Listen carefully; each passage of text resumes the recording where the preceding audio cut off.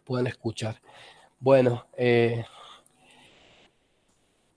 decíamos concretamente, para ir retomando un poco la actividad en práctica, que tenemos la fecha a más tardar, nos propusimos con el profesor el día lunes poder hacer las devoluciones del trabajo práctico número 2, que ya están casi todas leídas, las producciones, los trabajos están como les decía recién, con muchas similitudes, pero bueno, lo importante es que podamos ir avanzando, y es en ese sentido que quiero, digamos, decir en voz alta, reflexionar con ustedes acerca de la importancia de que puedan ir haciendo un registro de lo que han venido realizando, de las actividades que hemos venido haciendo, tanto en práctica exclusiva y específicamente, con las guías, los encuentros sincrónicos, las reflexiones, las preguntas, comentarios,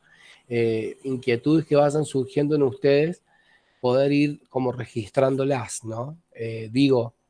Que puedan ir como elaborando, construyendo este portafolio, digámoslo de esa manera, o esta bitácora, o este registro constante de lo que es el trabajo que se viene haciendo, como decía, tanto en práctica y también en las clases públicas y abiertas, que también son contenidos para pensar este espacio. Por ejemplo, el primer encuentro, la primera clase pública de educación sexual integral, después pensar en la interculturalidad, con las clases que hemos, digamos, dispuestos para la formación. Son contenidos transversales a la práctica docente y al nivel educativo inicial, primario, secundario. Son contenidos transversales del sistema educativo, y que cada vez van tomando como más fuerza y se van haciendo más presentes y más necesarios. Esto yo lo menciono porque tenemos una propuesta para diciembre para ustedes. Ya les voy a contar de qué se trata concretamente. Por eso la insistencia del portafolio grupal, individual, de esta idea de esforzarse para ir construyendo su registro, ¿no? de campo. Eso por un lado. Ya les voy a explicar bien lo que tenemos pensado con el profe para los próximos encuentros, que no son muchos, ya se va terminando el cuatrimestre. Déjenme decirles que hay una clase, hay una guía de trabajo que nosotros le tuvimos que suprimir, pero más que suprimirla, digo, la simplificamos, que ya se encuentra en el aula, que es el eje número 5, referido a la práctica reflexiva, que es uno, digamos, de las aristas, es uno de los ejes puntualmente que intentamos trabajar, porque es importante esto que hablábamos la clase anterior, cuando pensábamos en el repaso, el tema de la autocrítica, la autorreflexión, que es una herramienta, digamos, o mejor dicho, es un hábito que acompaña al maestro, a la maestra, a lo largo de toda su vida, por distintas razones, ¿no? Siempre uno vuelve sobre lo realizado, reflexiona sobre sus prácticas, no solamente para mejorarlas, sino también para, digámoslo de esta forma, registrarlas, escribirlas, para transmitirlas, para compartirlas, para intercambiar, y aparte porque el saber pedagógico de la práctica básicamente se construye en el registro de las reflexiones, en el registro de las prácticas reflexivas acerca de la enseñanza, acerca, digamos, eh, de, la, de las tareas, de las actividades que amerita, digamos, este saber hacer la docencia, ¿no? Que la planificación, el trabajo de grupo, el manejo de grupo, otro montonazo, digamos, de líneas de trabajo que hacen a la práctica docente y a la práctica pedagógica, ¿no? un maestro no solamente debe aprender, como decíamos, por excelencia, a planificar propuestas de enseñanza, propuestas pedagógicas, sino también debe saber hacer otros quehaceres que le competen, ¿no? O que lo atraviesan en su realidad escolar, en el desempeño institucional, en el trabajo de equipo, al insertarse en las políticas institucionales de cada institución en particular, esto de lo que es la gestión de la clase, las estrategias didácticas, el trabajo con las apoyaturas visuales, tecnológicas, digo, hay un montonazo de saberes, quehaceres también, eh, que hacen justamente a saber la enseñanza, a practicarla, a ejercitarla. Así que en ese sentido es que por eso le hemos pedido el repaso. En la clase anterior estuvimos conversando acerca de lo que se viene, digamos, hacia adelante, que es esto de empezar a planificar secuencias didácticas, empezar a pensar esta herramienta, digamos, o mejor dicho, este saber qué hacer teórico, práctico de lo que, digamos, amerita el docente, digamos, entre otros saberes, ¿no? Así que en ese sentido es que hemos hecho una pausa con las clases públicas y abiertas porque son contenidos transversales a la formación, nos parecen sumamente enriquecedores y necesarios eh, para que ustedes puedan eh, comprender estas necesidades que son emergentes, que son realmente preocupaciones hacia adelante en lo que es el campo tanto del nivel inicial como a lo largo de todo el sistema educativo, ¿no? En ese sentido, hemos tenido, digo hemos, porque seguramente los tiempos no van a ser los óptimos, pero se van a encontrar en el aula virtual con un eje sobre la práctica reflexiva, que es muy importante, por lo que veníamos diciendo recién y porque seguramente ya lo vamos a retomar. Y bueno, ahora hacia adelante empezar a pensar esto de planificar secuencias didácticas, que es un poco exclusivamente el objetivo, o uno de los objetivos en parte, o los grandes objetivos de esta práctica, ¿no? De que ustedes, como hablábamos en la clase anterior y como hablábamos hace un ratito, es prácticamente un saber que no pueden dejar de aprender. ¿Y por qué así hincapié recién antes de darle la palabra al profe para ya empezar? Porque seguramente, llegado principios de diciembre, tenemos la posibilidad de que ustedes puedan, tanto como asistentes o como autoras, presentarse al foro de practicantes, ¿no? Es una posibilidad que está latente, la invitación está hecha, ya vamos a compartir la circular para ver si ustedes quieren como compartir alguna experiencia realizada en este espacio, sobre las actividades que fueron realizando, como para recuperar y reconstruir el proceso, o para simplemente asistir y participar y escuchar las experiencias, los relatos de experiencia que se van dando, digamos, en esta bisagra que le digo yo, entre la virtualidad y la presencialidad, ¿no? Que estamos ahí, digo, como en esa coyuntura. Así que bueno, respecto a los trabajos prácticos, en estos días ya van a tener la devolución del trabajo práctico número 2. Y ahora sí, profesor, le damos la palabra. No sé si alguien quiere hacer alguna pregunta, algo, pero si no, adelante, profe, usted con lo que teníamos pensado para hoy. Hola chicas, buenas tardes. Hola, profe Nico. ¿Cómo les va a todas, a todos? Bien. Acá buenas tardes, profe. Llegando apurado, pero llegando. Bueno, como les decía el profe Nico, ustedes estuvieron la reunión pasada haciendo un poco una revisión, una puesta al día, una actualización de lo que hemos venido trabajando en este taller de sujeto de aprendizaje concretamente, ¿no?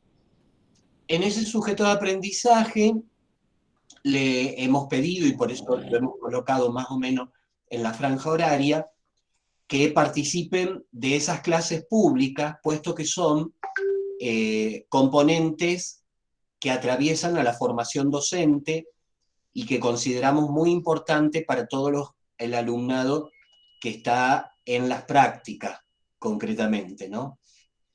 En el día de hoy, yo quiero trabajar con ustedes, a ver si me deja presentar este aparatito.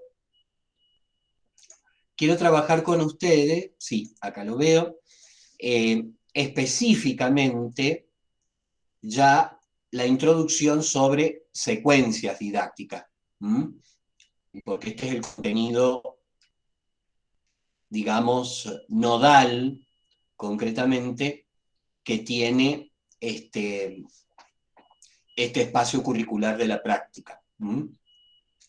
Las secuencias didácticas nosotros hemos venido trabajando hasta el día de hoy, hasta este encuentro, todo lo que tiene que ver con los distintos aspectos que engloban, encuadran a las secuencias didácticas. Los aspectos curriculares, los aspectos políticos, los aspectos sociales, los aspectos epistemológicos. Ahora nos vamos a colocar en el corazón de lo pedagógico. Y lo que nos queda de esta cursada lo dedicamos exclusivamente a lo pedagógico. ¿Por qué? Porque esto ustedes lo tienen que poner en práctica ya cuando pasen a práctica 4, el año que viene, en práctica de la enseñanza, y lo tienen que ejecutar en la residencia docente en el segundo cuatrimestre de cuarto año.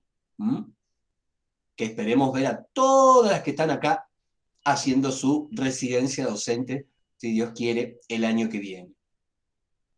Bueno, lo primero que tenemos para decir es que hay distintos modelos de planificación, no hay uno solo. Y esto es bueno que ustedes lo entiendan porque si no, se pueden llegar a confundir con la nomenclatura, con los nombres. Fíjense ustedes que en la diapositiva está presentado como estructuras didácticas, que son modelos de planificación. ¿Se escucha bien? Ahí Melanie dice que tiene problemas con la escucha. No sé si está saliendo bien el audio. Sí, yo Sí, por lo profe, menos muy escucho bien, se bien. escucha. ¿Sí? Por ahí, no, puede ser el internet de Melanie, ¿viste? O el mío, que a veces varía, ¿viste? En la intensidad y a veces hace como problema.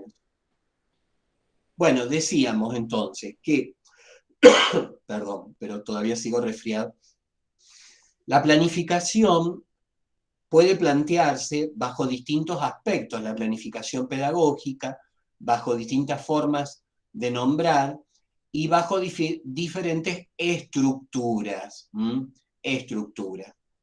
Lo que más conoce un maestro que está en la escuela, una maestra que está en la escuela, es la planificación mensual, concretamente, que normalmente la directora, la vicedirectora o en su defecto algún asesora pedagógica, si la escuela lo tuviera, le va a pedir para ver cómo secuencia para el grado en que está designada como maestra los contenidos específicos del currículum escolar. En un tiempo de un mes, concretamente, y esa es la planificación mensual. Pero esa planificación se engarza, se contextualiza en por lo menos 10 meses del año, que es lo que más o menos va el periodo escolar, de forma apretada. ¿Y qué significa una planificación anual? Es decir, yo maestra pienso cómo trabajar los contenidos curriculares de nivel inicial para la sala de 5 y programo aquellos nudos problemáticos que se concentran a lo largo de la sala de 5 todo el año.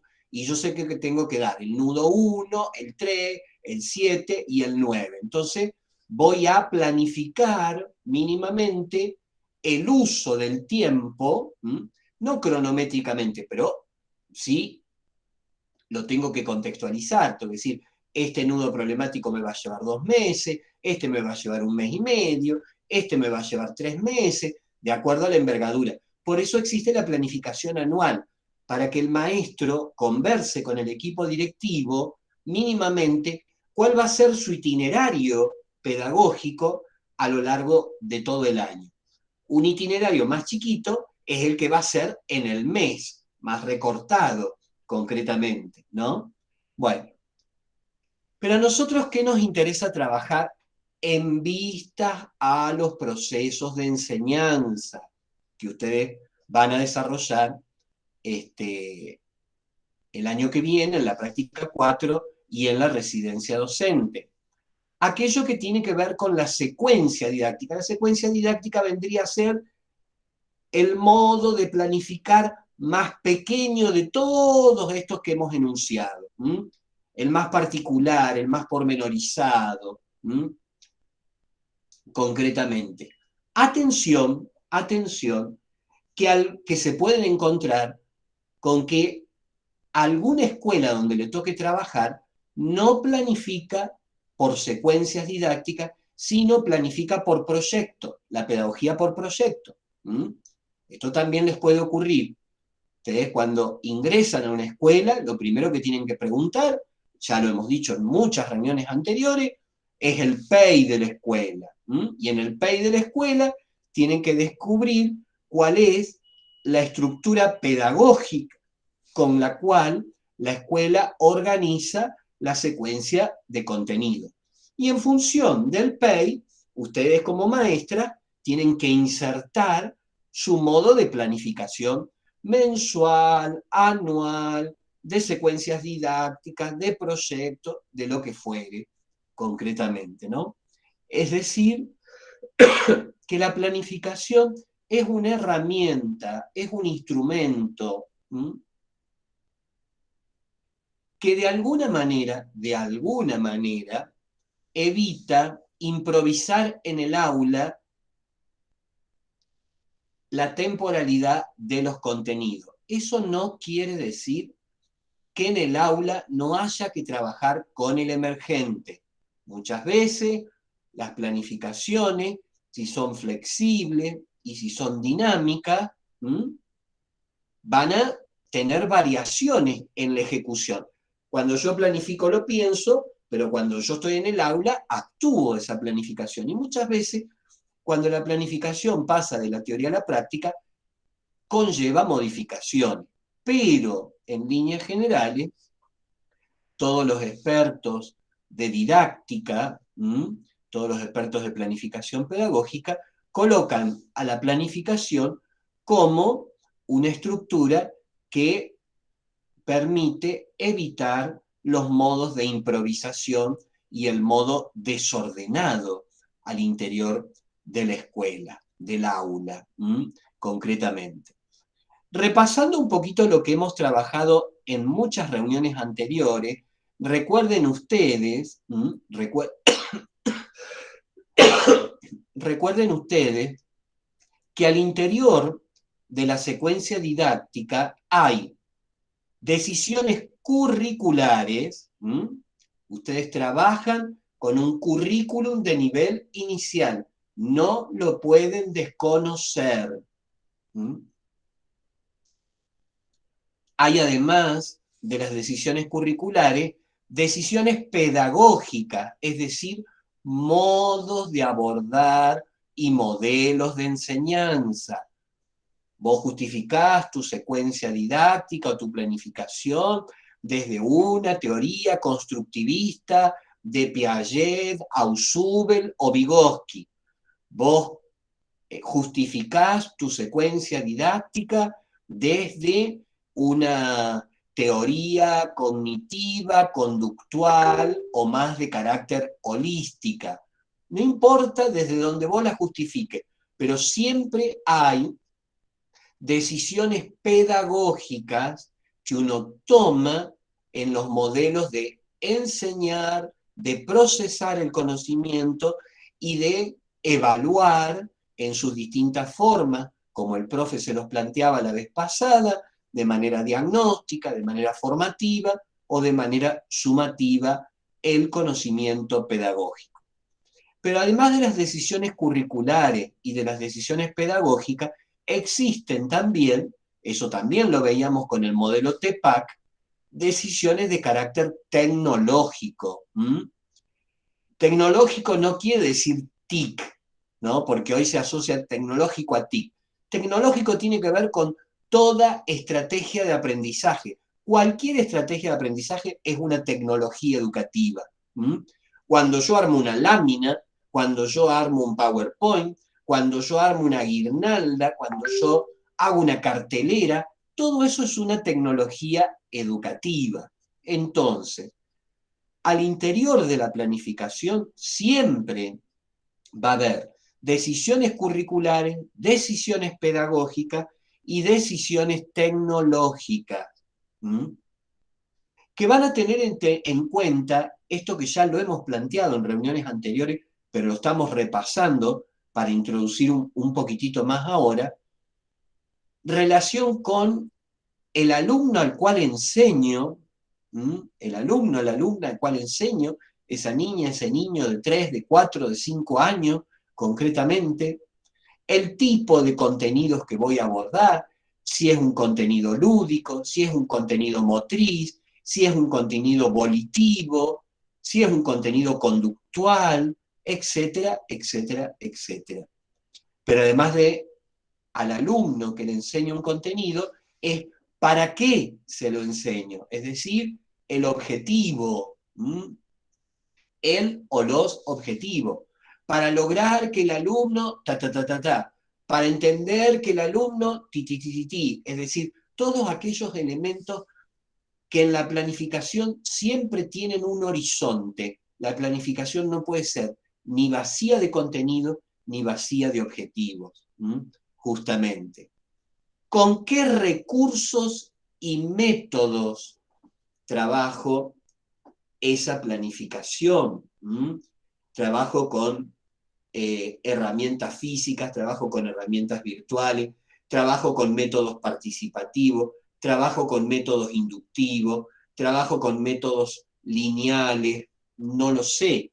Es decir, que los recursos y los aspectos metodológicos van a tener que ver justamente con componentes didácticos que están incluidos al interior de la planificación. Pero esa planificación también, ya lo hemos dicho muchas veces en clases anteriores, tiene un contexto, tiene un nivel de escuela, tiene un nivel de ciudad o de campo, tiene un nivel de provincia y tiene un nivel de país. Es decir, que en este concierto de la planificación didáctica, fíjense, entran en juego y son muy importantes para armar a la hora de pensar una secuencia didáctica, el alumno, los contenidos, los objetivos, los recursos, los métodos, el contexto y obviamente el maestro que es quien enseña, ¿no? Todos estos son elementos didácticos, todos estos son elementos que entran a jugar en una planeación de la enseñanza. La planificación de la enseñanza la llevan adelante ustedes, chicas, ustedes maestras. No la lleva adelante la directora, ni la lleva adelante la secretaria, ni la lleva adelante el personal de maestranza. La planeación de la enseñanza está en el corazón del oficio de ser docente. Es decir, que es una tarea inherente de nosotros, maestras y maestros, que no podemos eludir. Desde que nos recibimos hasta que nos jubilamos de maestro, vivimos planificando para distintos contenidos, para distintas épocas, para distintas instituciones, para distintos alumnos, pero siempre planificamos, porque siempre estamos pensando cómo gestionar los procesos de conocimiento, los procesos de enseñanza, los procesos de aprendizaje, concretamente. ¿Mm? Fíjense en ustedes que una problemática didáctica siempre es básico lo que está colocado aquí, pero es para reflexionar y para que ustedes se sitúen, porque a ustedes les va a tocar hacer una secuencia didáctica para integrar todos los contenidos que hemos visto en este espacio curricular.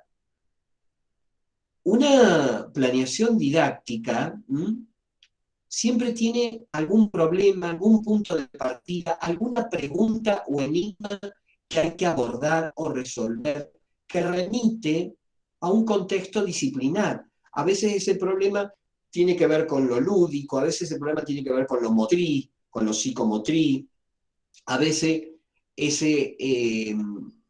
esa pregunta o ese enigma tiene que ver con la alfabetización inicial, etcétera, etcétera, etcétera.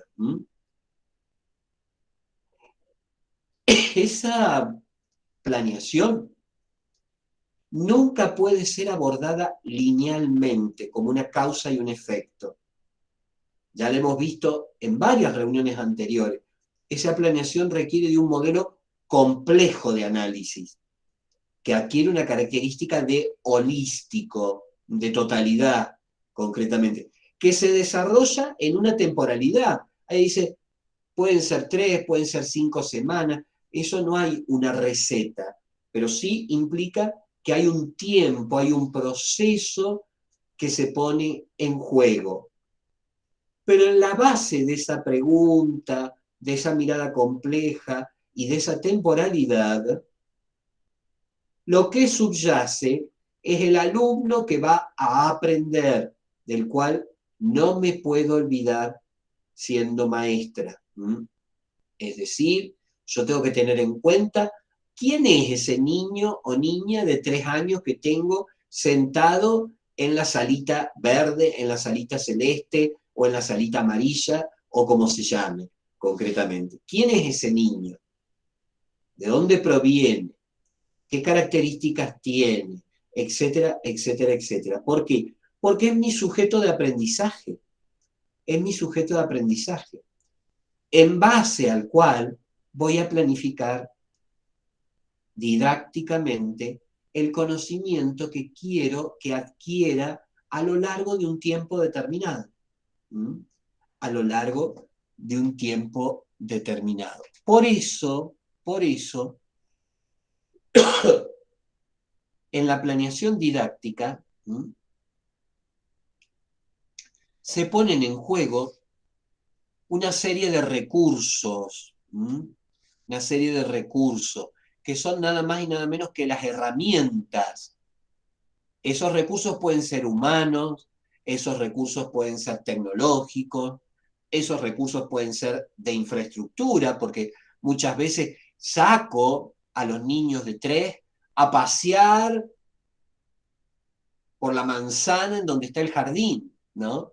Es precioso cuando uno ve, a mí me pasa acá en Ciudad Capital, que es más complejo, porque imagínense que las calles tienen mucho tránsito y todo, y ven a la maestra jardinera que está una adelante, la otra atrás, ponen una gran piola gruesa, los chicos van agarrados a la piolita y van todos caminando despacito, ¿no? En pequeños grupos, ¿no? ¿Por qué?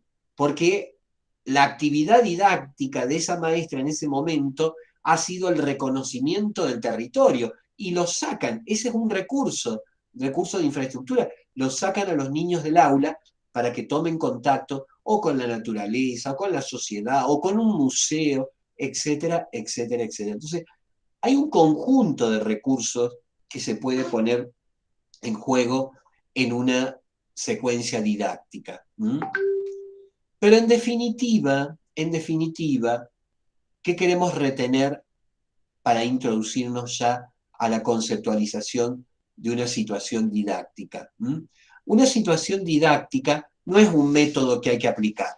No es un corsé al cual yo tengo que meter al alumno adentro y formatearlo. No.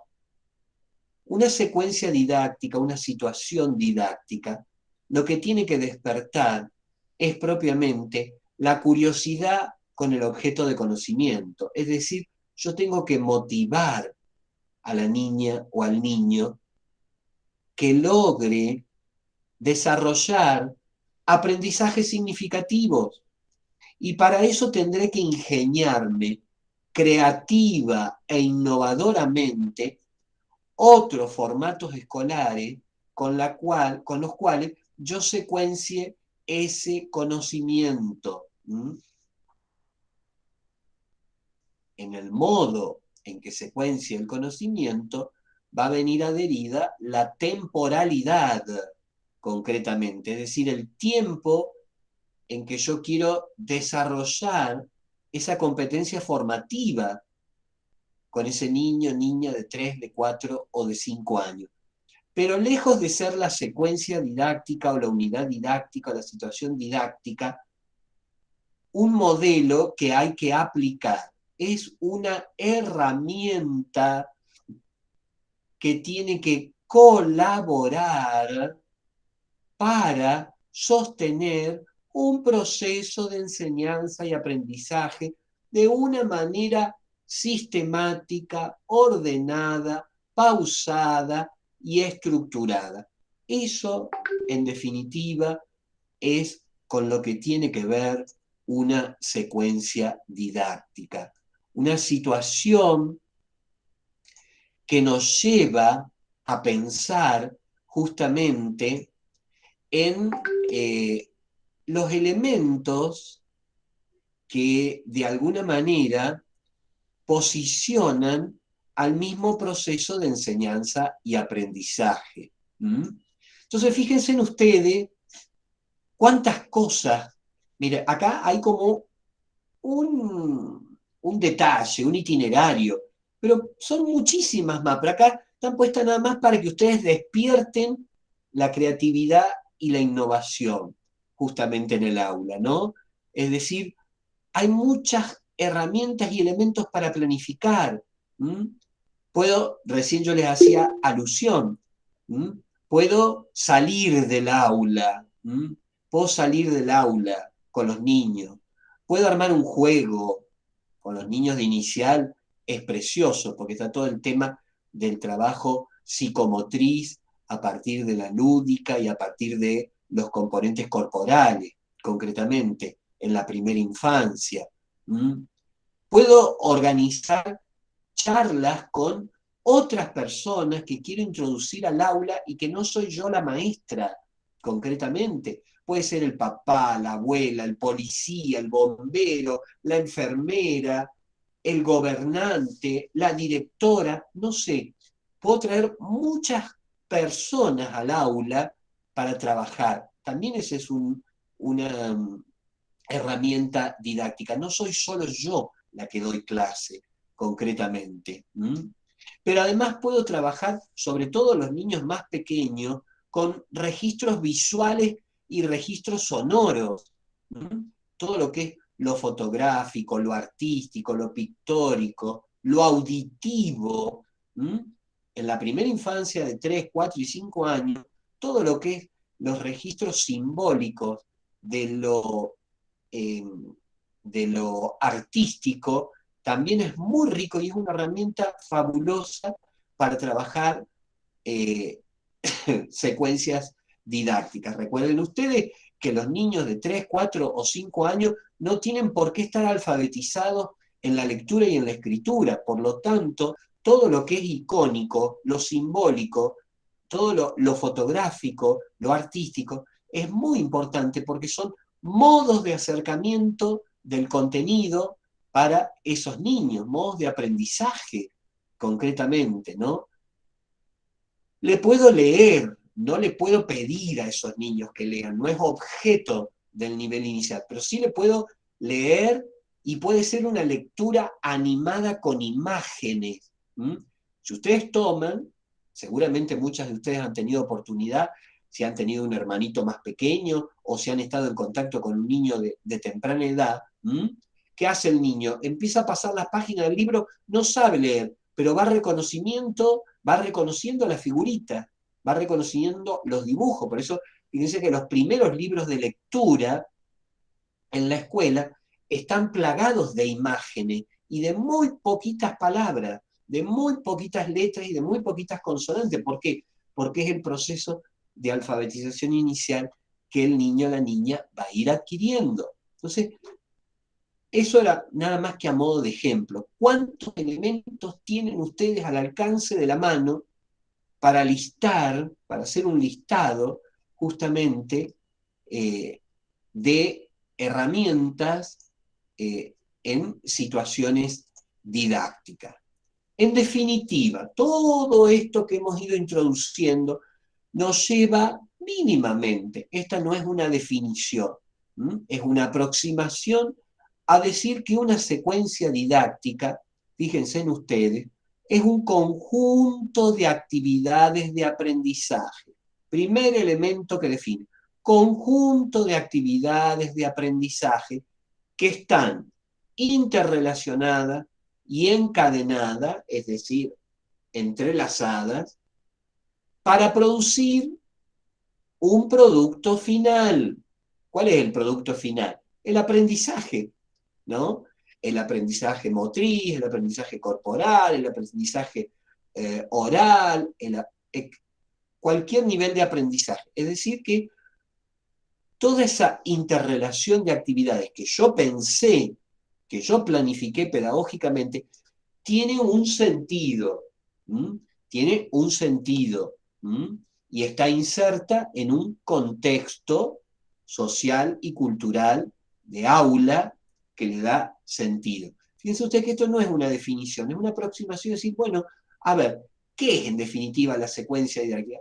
Y es ese proceso que vos vas a trabajar ordenadamente, sistemáticamente, con determinadas características, para obtener un logro determinado en el aula en donde estás trabajando. Por eso, la secuencia didáctica está en el corazón de nuestra práctica docente. Por eso la secuencia didáctica, en definitiva, sirve para dar cuenta de los ciclos o los procesos de enseñanza. ¿Cuántas secuencias didácticas componen el currículum de la sala de 3? Y no lo sé. Habrá tantas secuencias didácticas como necesite trabajar un contenido. ¿Se entiende?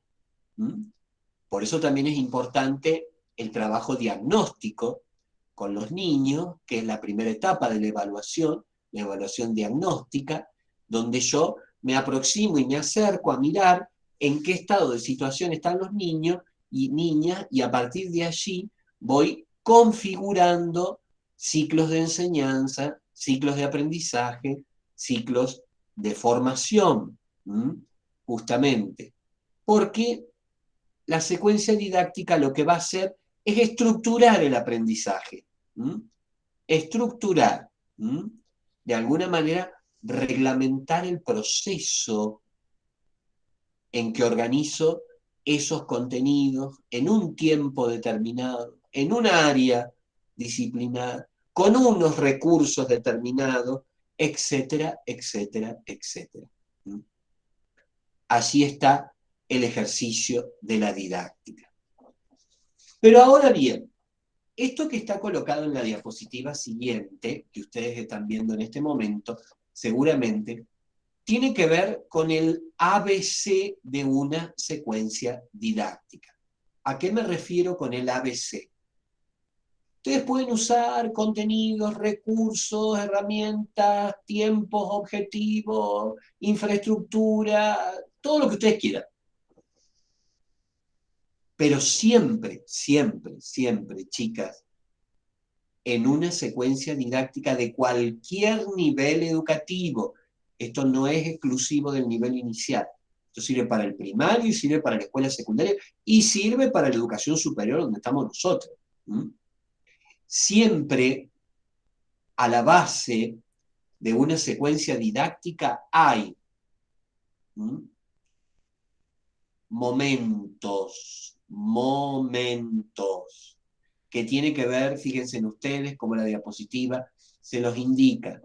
Es casi como un antes, un durante y un después.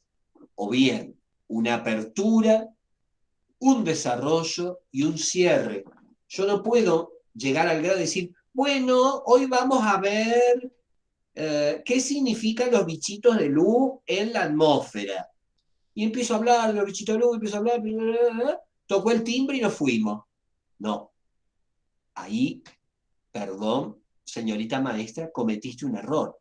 Vos tenés que pensar en 45, 50 o 60 minutos cómo vas a abordar el tema los bichitos de luz en la atmósfera, cómo vas a introducir el tema, cómo vas a tratar el tema y qué le vas a plantear a los niños, a las niñas, en términos de procedimientos, de construcción, que ellos hagan con ese tema de los bichitos de luz. Es decir, que tu abordaje del tema, los bichitos de luz en la atmósfera, tiene que tener momentos.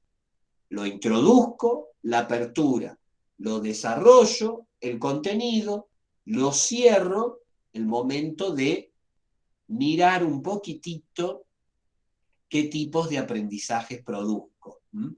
Es decir, que esto es básico, pero en cualquier planificación didáctica de área, de las materias que estén teniendo o que vayan a tener todavía de las didácticas específicas, siempre se tienen que plantear un momento de apertura, un momento de desarrollo y un momento de cierre. En cuanto se olvidaron alguno de estos tres momentos, permítanme que se los diga, la planificación que hicieron de la secuencia didáctica es deficiente y no van a llegar a buen término. Una maestra que no logra cerrar una secuencia didáctica es un grave problema. ¿Por qué? Porque llega a la clase siguiente y como no cerró la clase anterior, no sabe por dónde tomar el tema. Entonces, fíjense en ustedes, hay que pensar, por eso la planificación, y por eso no hay lugar, en definitiva, para la improvisación. Sí para el emergente, pero no para la improvisación, concretamente. De modo tal que la apertura, el desarrollo y el cierre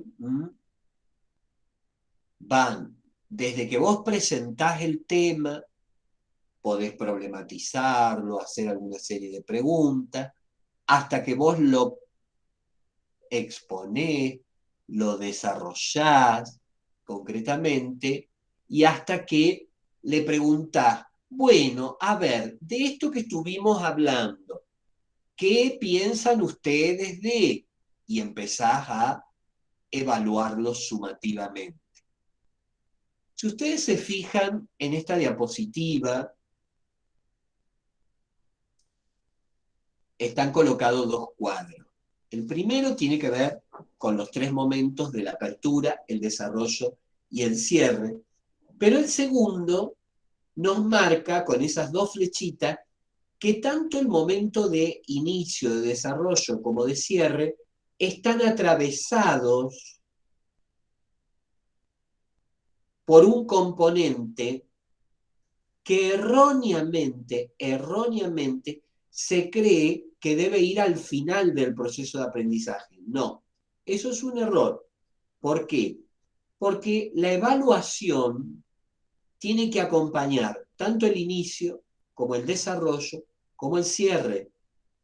Lo que pasa que no evaluamos de la misma manera en cada una de las etapas. En la primera etapa, que es la etapa donde yo presento el tema, indago qué saben los chicos del tema, concretamente, lo que estoy haciendo es una evaluación diagnóstica. La palabra se lo está diciendo. Estoy tratando de averiguar si los niños o las niñas que tengo en la sala de 3 saben o conocen algo de lo que estamos hablando. Puede que no, pero yo lo tengo que indagar, no lo puedo suponer. ¿Se entiende? A esa evaluación diagnóstica le sigue el momento de desarrollo en la planificación pedagógica didáctica, ¿no es cierto? En donde yo ya abordo el tema, es decir, ahí soy la maestra que explica concretamente, ¿no? Y vas trabajando distintas actividades con tus alumnos y vas desarrollando el tema. Allí ya no corresponde la evaluación diagnóstica. La que tiene lugar es lo que se llama la evaluación formativa. ¿En qué consiste la evaluación formativa?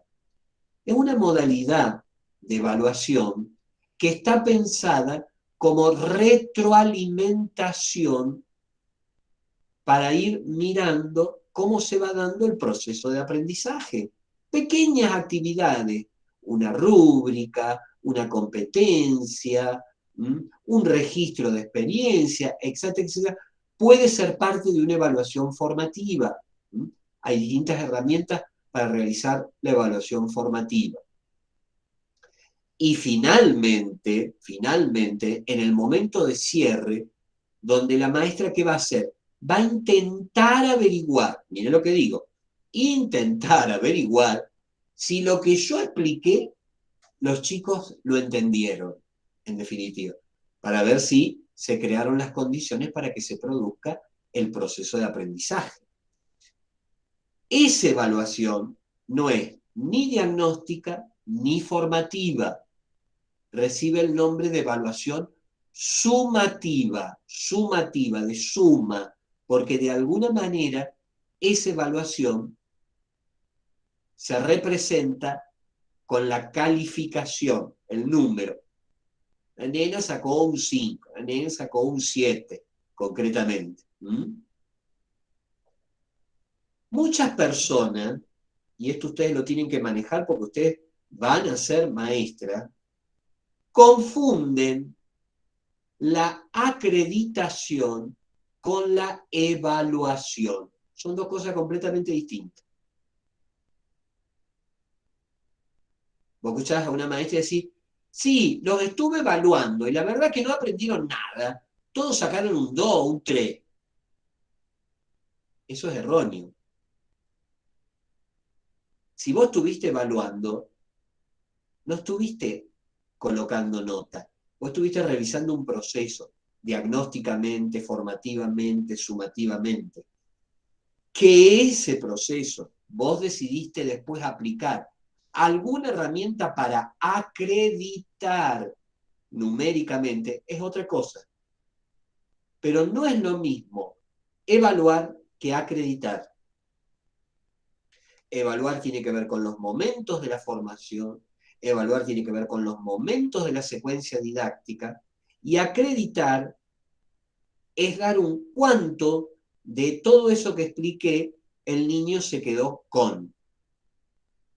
Y entonces por eso lo traduzco en lo cuantitativo, en la nota. Si se quiere, ustedes pueden hacer una correspondencia entre evaluación, cualidad, y acreditación, cantidad.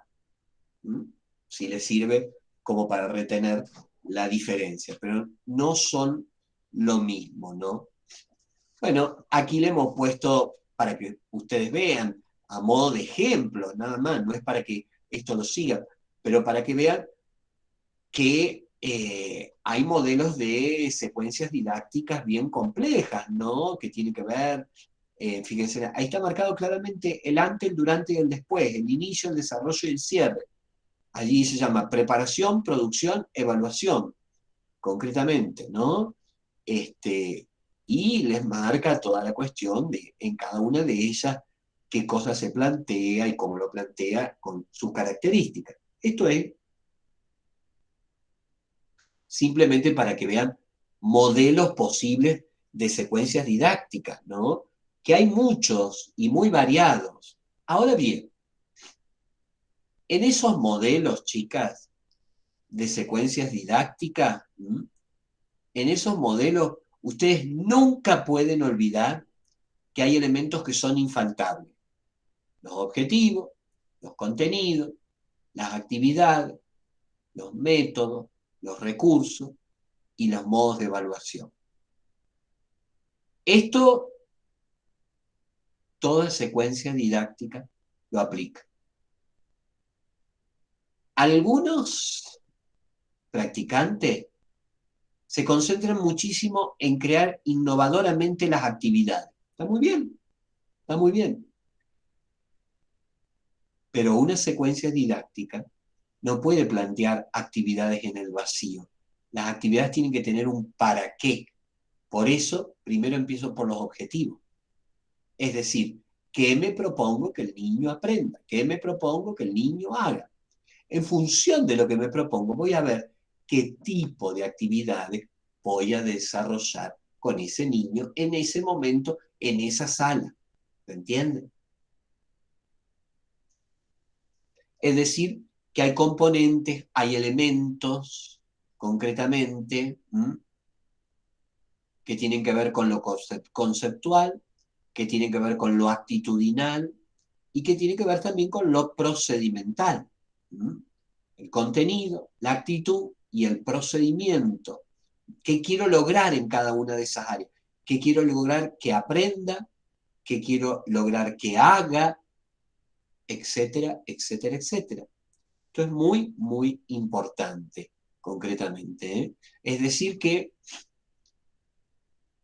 una secuencia didáctica tiene que reunir, congregar todos estos elementos que acabamos de decir como mínimo. De allí puede tener muchas otras características, pero mínimamente, si yo empiezo a mirar una secuencia didáctica, una planificación, y el objetivo que plantea la maestra no está claro, ¿y qué quieren que les diga? Todo el resto de la secuencia va a estar atada con alambre.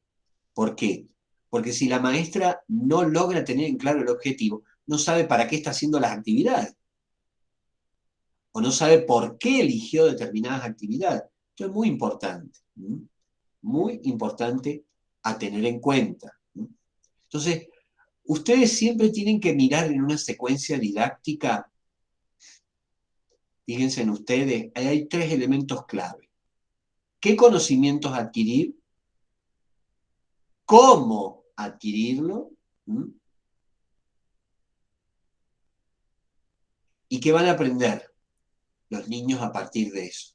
No que van a aprender puntualmente, sino cómo se van a poder proyectar, ¿no? Por eso fíjense que hay un hombrecito parado arriba de otro hombrecito, ¿no? Es una proyección, justamente, ¿no?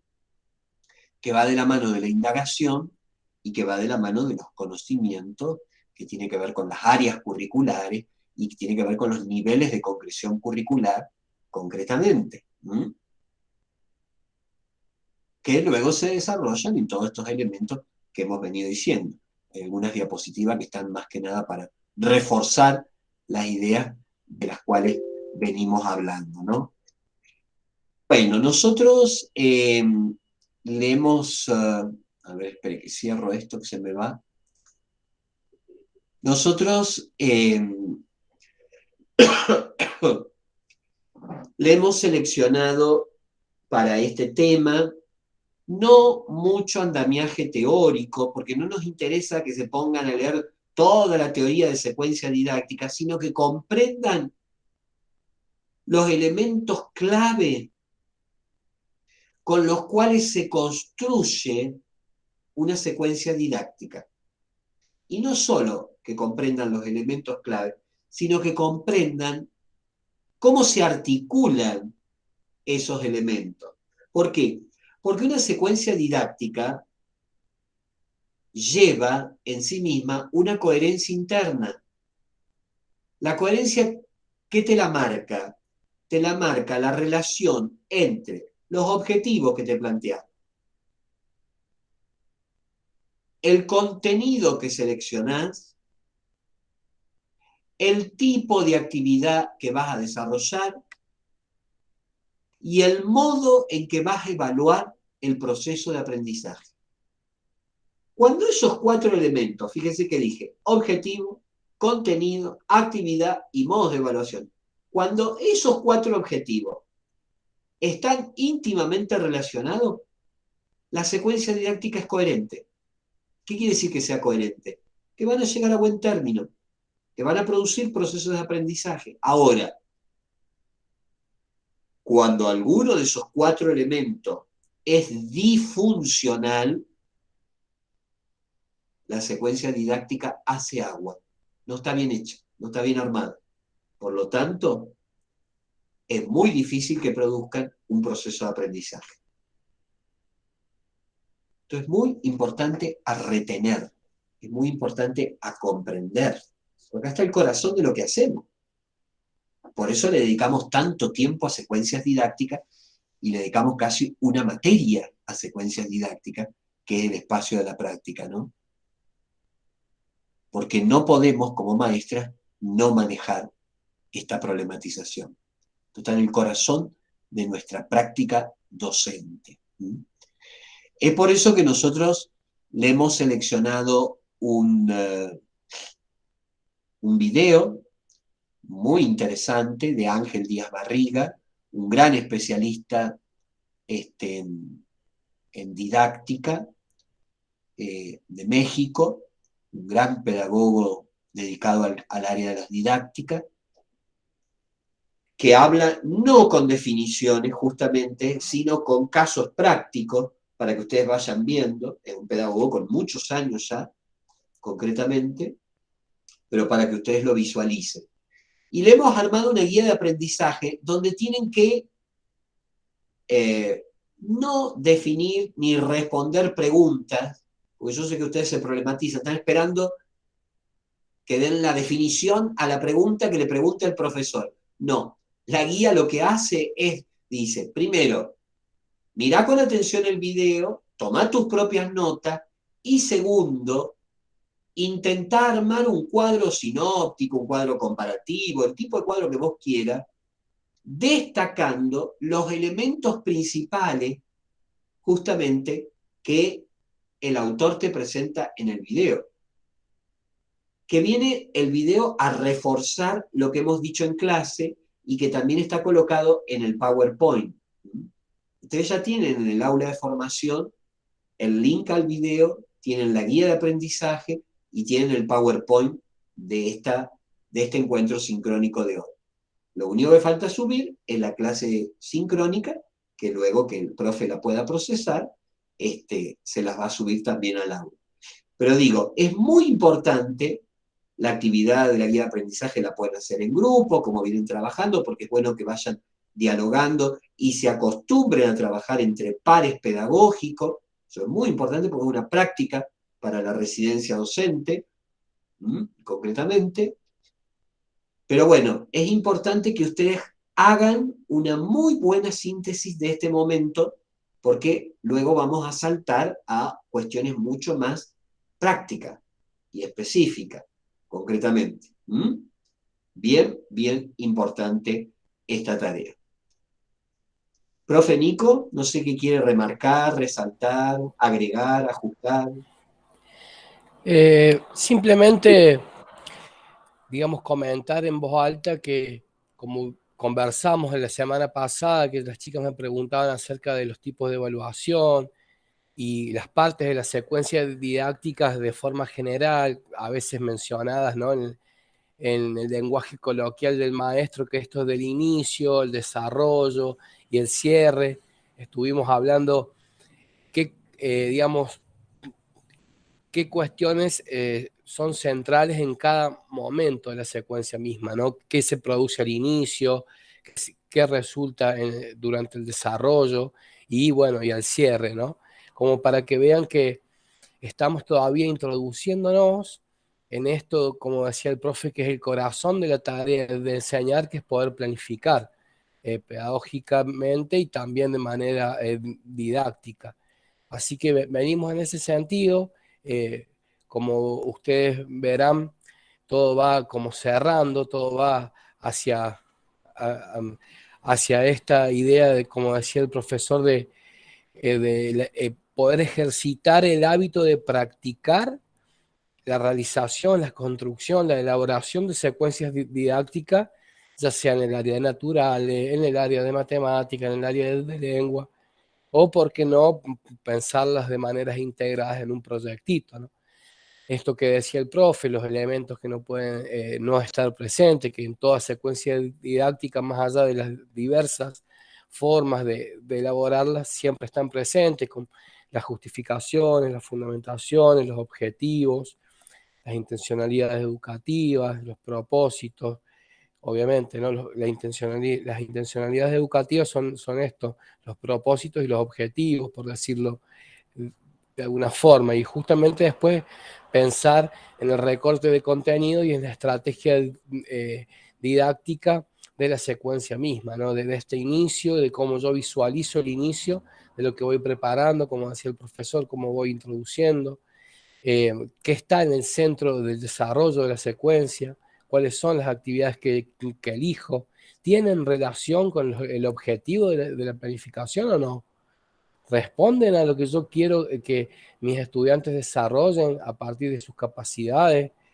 Digo, en el objetivo, en el verbo de acción cognitiva con el que yo desarrollo el objetivo, o no tienen relación. Esto que decía el profesor es central, ¿no? La consistencia interna y la coherencia es fundamental para cuando uno ya a través de la experiencia mira una secuencia didáctica y dice esto está bien articulado, las actividades tienen relación con los objetivos, está bien fundamentado, la evaluación que se propone es vamos a decir, es pertinente a cómo se posiciona el docente en su fundamentación, por decir algunos ejemplos de por qué la importancia de la consistencia interna, ¿no?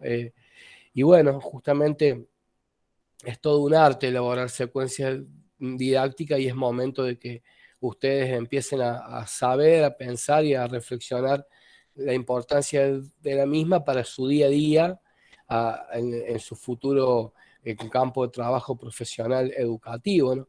Eso que decía el profesor de que no todas las instituciones tienen la misma política en cuanto a la planificación, que eso está en el PEI. Hay algunas escuelas que planifican de una manera, otras instituciones, otras organizaciones que planifican de otra forma. Ya tienen muchas veces tienen establecido ciertos formatos como para que el profesor, el docente, la maestra en este caso, pueda como insertarse de manera rápida a la lógica de lo que significa planificar, pero digo, tratando de hacer un esfuerzo entre todos, entre todas, de la centralidad de la secuencia didáctica y la planificación pedagógico-didáctica que tratamos digamos, de trabajar con una fuerte impronta en este espacio de la práctica 3, que ustedes puedan también pensar en el territorio concreto de lo escolar, en el aula, que vayan pudiendo visualizar todo y que puedan, digo, al momento, como decía el profesor, de ir pensando el desarrollo de la elaboración de la secuencia, que puedan ir incorporando contenidos de otros espacios curriculares para fundamentar, para, digamos, ir dándole esta consistencia de la que hablábamos a la propuesta, ¿no? Desde el punto de vista teórico, y que también puedan ir visualizando la importancia de lo que es el despliegue de la maestra en el aula, ¿no? Las apoyaturas visuales, como decía el profesor, la tecnología que intenta, digamos, tomar para llevar adelante sus actividades o sus propósitos. En general, esto de tratar de ir como conociendo la importancia de la construcción, la elaboración, planificación de secuencias, pero también que pueden ir como imaginándosela, ¿no? De cómo sería realmente en el aula, más allá de que, como dijo el profe, los emergentes, los imponderables, muchas veces están al orden del día. Así que simplemente eso, recordarles también que tienen tiempo hasta el 28 de octubre, que es jueves 28 de octubre, para subir la actividad en su espacio del aula virtual. Como pedimos siempre, que se encargue cada una de las integrantes del grupo de subir el cuadro de síntesis que vayan a producir, Y bueno, estamos, digamos, en comunicación vía WhatsApp, vía mail o aula virtual, porque pueden llegar a surgir algunas consultas, algunas inquietudes, como sucedió en la clase anterior, que preguntaron mucho acerca de la evaluación, que sabemos que es un, vamos a decir, un elemento o un campo del profesional de la educación que todavía no está demasiado trabajado en el profesorado o que no ha sido profundizado de manera adecuada. Igual no se asusten todas aquellas cosas que por ahí no tengan serias dudas o que no puedan llegar a comprender del todo. Estamos aquí para ayudarles, chicas, y nos pueden preguntar al profe, a mí, y bueno, lo que necesiten, como siempre, profesor, estamos a disposición de este grupo. Así que nada más que eso, acabo de agregar las clases públicas al aula virtual porque me parece que es material de formación, como dijimos en un principio, y lo puse en el eje de la práctica reflexiva para pensar y seguir reflexionando la importancia de estos contenidos en la práctica contemporánea de la enseñanza.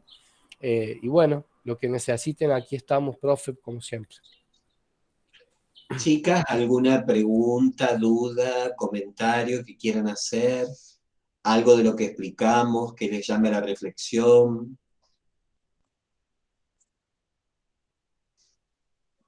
Yo, profe, Sí, Euge, dale. recién en una,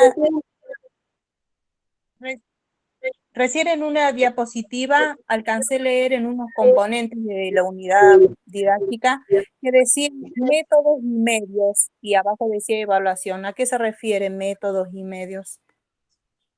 Métodos y medios. Ahí el abordaje del eje es lo metodológico, es decir, eh, a ver, por ejemplo, vos podés trabajar un problema o un tema con una modalidad de taller, ¿no? Es decir, abierto, interactivo, participativo. Ese sería un método con algunos medios, es decir, algunas herramientas que vas a hacer, qué sé yo, de construir una imagen o construir una pintura, en el caso del nivel inicial, que es muy común, vos entras al aula de nivel inicial y los chicos están pintados hasta la nariz, ¿no? Porque están con el pincel haciendo lío. Bueno, es decir, un método activo, participativo, concretamente. O podés, qué sé yo, introducir un tema y sentarlos en ronda, poner una música, reflexionar y a partir de allí ver qué ideas salen de los chicos, ¿no? Concretamente. Ese podría ser otro método de trabajo. La metodología tiene que ver con esta, a ver, esta dinámica que vos estableces pedagógica de aprendizaje. ¿Mm? Una clase expositiva es un método, un taller es un método, una visita virtual es un método, una visita presencial en torno a la escuela es otro método. ¿Se entiende, Euge? Sí, profe, excelente, muchísimas gracias. Y por supuesto que cada uno de esos métodos o metodologías que aborde también va a tener que ir acompañado de alguna estrategia evaluativa, concretamente, ¿no? ¿Qué sé yo? Por ejemplo, vos saliste con los chicos, qué sé yo, con la sala de 4, saliste hasta la plaza, ¿no? Qué sé yo, en Darak, que es chiquito y que se puede, y si lo llevas al horario de la siesta, que no hay nadie y es tranquilo, ¿no? Con 3 o 4 maestras o con 3 o 4 mamás que te acompañan. Bueno, lo sacaste a los chicos para mostrarles la plaza, que frente a la plaza está la iglesia, que frente a la plaza está la intendencia, y le vas mostrando los distintos personajes sociales. Bueno, de alguna manera vas a tener que evaluar qué pasó en esa salida, ¿no? Que no tiene que quedar solamente en una salida, porque para vos esto significa una unidad didáctica, una secuencia didáctica de contenido, ¿no? Bueno, no sé, volvés a la clase, volvés al aula, volvés a la escuela y decís, bueno, chicos, ahora vamos a hacer un dibujito. Y en ese dibujito cada una de ustedes, cada uno de ustedes va a colocar qué es lo que vio cuando salió a la plaza. Y uno te van a dibujar la iglesia, otro te va a dibujar el monumento, otro te va a dibujar el árbol, no sé, el banco de la plaza. Y es interesante, ¿por qué? Porque vos con ese dibujo, que es un dibujo libre, pero es un dibujo intencionado, porque lo haces apenas terminaste la actividad, ¿qué vas a ver? Y vas a ver algún nivel de aprendizaje de ese niño en esa metodología aplicada, ¿no? Bueno, después los premiás, los dibujitos, los mostrás, los pegás en la pared para que todos se encuentren y motivás concretamente, ¿no? Pero fíjate, siempre la metodología va a estar acompañada de una modalidad de evaluación. Siempre tiene que haber algún tipo de evaluación. No se me olviden de eso. ¿Alguna otra pregunta, comentario, chicas, duda que haya quedado? ¿Alguna reflexión? ¿Algo que no se entienda? ¿O se me fueron a dormir la siesta o están tomando mate abajo del perejil? ¿Dónde están? Está caluroso hoy, che, por acá. ¿Está caluroso? Ah. Sí, sí. No sé cómo estará por allá. Calculo que igual. Lindo día, soleado. Dicen que mañana va a llover. Y Así que bueno. hay un poco de nubes dando vuelta, de tormenta. Bueno, chicas, entonces, tienen la tarea. El tema es muy sencillo, pero es muy profundo. No lo descuiden, es bien importante porque todo esto que estamos viendo, luego lo van a aplicar en la construcción de una secuencia didáctica, ¿no? Porque la idea del momento integrador final del taller de práctica es que ustedes logren una secuencia y que en esa secuencia, la que ustedes quieran, ya se lo vamos a anunciar más adelante, no lo hemos dicho por ahora, puedan ir, bárbaro, Marian, bien, bueno, en esa secuencia ustedes puedan integrar todo lo que hemos visto, desde el primer día hasta el último, concretamente. Así que bueno, ya le dejamos la tarea en el aula, así que a seguir trabajando como vienen trabajando lindo, y a no retrasarse con la tarea. Sí. Que tengan linda Profe, gracias, bueno, profe, por participar. Gracias a todas por venir, por quedarse, por participar activamente de las clases públicas y abiertas. Seguramente para el 28 también les vamos a estar compartiendo información de un nuevo encuentro, así que esténse atentas. Ese día seguramente van a poder participar como lo han venido haciendo en la cuarta clase pública y abierta en el marco del proyecto institucional de nuestra Escuela de Ciencias Sociales y Educación. Y bueno, aparte de agradecerles, recordarles que apenas, seguramente ya para el lunes 25 o martes 26, aquellas quienes estén interesadas en participar como autoras del foro de practicantes, les voy a estar compartiendo el material. Es una muy linda experiencia, no se la pierdan de poder participar. Sí. Porque aparte tiene resolución con puntaje y eso ayuda muchísimo a que comiencen a pensar la capacitación y la formación continua en su carrera docente, chicas. Así que Buenísimo. estaremos en contacto avisándoles por lo pronto. Sí, lo que dice el profe, chicas, es bien importante que tomen conocimiento. Recuerden ustedes que en el currículum de formación de ustedes, de los profesorados, tienen un cúmulo de créditos de horas electivas. Y esas horas electivas no son materias ni son optativos, son horas que ustedes cumplen en congresos, en clases públicas, en talleres, toda aquella actividad académica que está certificada y que ustedes la han aprobado. Entonces, vayan aprovechando las clases públicas que estamos haciendo, vayan aprovechando este foro de practicantes que es bellísimo como espacio, es decir, porque la idea también de los créditos electivos en la formación inicial que están teniendo ustedes es que ustedes comprendan que la tarea docente requiere de capacitación permanente. Entonces, que vayan adquiriendo ya en la formación inicial la lógica de la capacitación continua, ¿no? Pero eso no son materias, no se las damos nosotros, las tienen que salir a buscar ustedes siempre, porque cuando vayan a promediar el año que viene de cuarto año, las van a tener que acreditar esas horas. Es decir, ¿dónde cumpliste las 60 horas? Y cumplí 5 en este congreso, 3 en esta aula, 3, y así. y tienen que ir sumando. Entonces, aprovechen las actividades académicas porque también son formativas para la carrera de ustedes. Digo, no sé si habíamos tenido oportunidad de explicárselo, pero por las dudas lo estoy retomando para que les quede claro a todos.